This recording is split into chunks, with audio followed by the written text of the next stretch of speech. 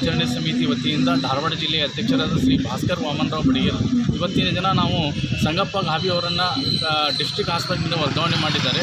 ಅದನ್ನು ತಕ್ಷಣ ಹಿಂಪಡಿಬೇಕು. ಇದು ಯಾಕಂತಂದರೆ ಅವರು ಸಾಕಷ್ಟು ಅಭಿವೃದ್ಧಿ ಕಾರ್ಯಗಳನ್ನು ಮಾಡಿದ್ದಾರೆ. ಅದಲ್ಲದೆ ಹಲವಾರು ಹೊರ ರಾಜ್ಯಗಳ ವಿಶ್ವವಿದ್ಯಾಲಯಗಳಿಂದ ವಿದ್ಯಾರ್ಥಿ ಡಾಕ್ಟರ್ಸನ್ನು ಕರ್ಕೊಂಡು ಬಂದು ಅಲ್ಲಿ ಸಾಕಷ್ಟು ಬಡವರಿಗೆ ಅನುಕೂಲ ಆಗುವ ಕಾರ್ಯಕ್ರಮವನ್ನು ಮಾಡ್ತಾ ಇದ್ದಾರೆ.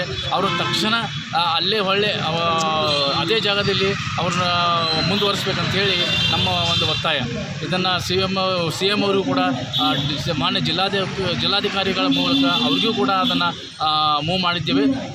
ಮಾನ್ಯ ವರದಿಗಾರರು ತಮ್ಮಲ್ಲಿ ವಿನಯಪೂರ್ವಕವಾಗಿ ಕೇಳಿಕೊಳ್ಳುತ್ತೇನೆಂದರೆ ಇದನ್ನು ಮುಂದುವರಿಸಬೇಕಂತೇಳಿ ನಮ್ಮಲ್ಲಿ ಮನವಿ.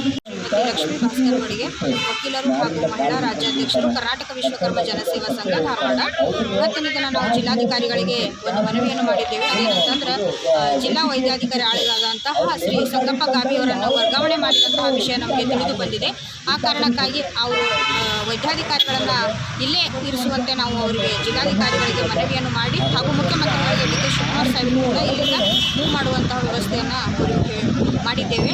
ಯಾಕಂತಂದ್ರೆ ಬಡವರಿಗೆ ಈ ದೀನದಲಿತರಿಗೆ ಎಲ್ಲರಿಗೂ ಕೂಡ ಅವರು ಉಚಿತ ಆರೋಗ್ಯ ಸಹಾಯ ಹಾಗೂ ಒಂದು ಕಾಳಜಿಯನ್ನು ಹೊಂದಿದ್ದಾರೆ. ಹಾಗೂ ಇಡೀ ಧಾರವಾಡ ಜಿಲ್ಲಾ ಆಸ್ಪತ್ರೆ ವ್ಯವಸ್ಥಿತವಾಗಿ ಸ್ವಚ್ಛತೆಯನ್ನು ತುಂಬ ಅಚ್ಚುಕಟ್ಟಾಗಿ ಕಾಪಾಡ್ಕೊಂಡು ಬಂದಿದ್ದಾರೆ. ಅವರು ಯಾರಿಗೆ ಏನಾದರೂ ನೋವಾಗಿದೆ ಅಂದರೆ ಇಮಿಡಿಯೇಟಾಗಿ 100ಅಲ್ಲಿ ಒಂದು ಸೇವೆಯನ್ನು ಎಲ್ಲೋ ತುಂಬ ಚೆನ್ನಾಗಿ ಕೊಡ್ತಾ ಇದ್ದಾರೆ ಅಂಥೇಳಿ ಈ ಮೂಲಕ ನಾನು ಹೇಳಲು ಇಷ್ಟಪಡ್ತಾ ಇದ್ದೀನಿ.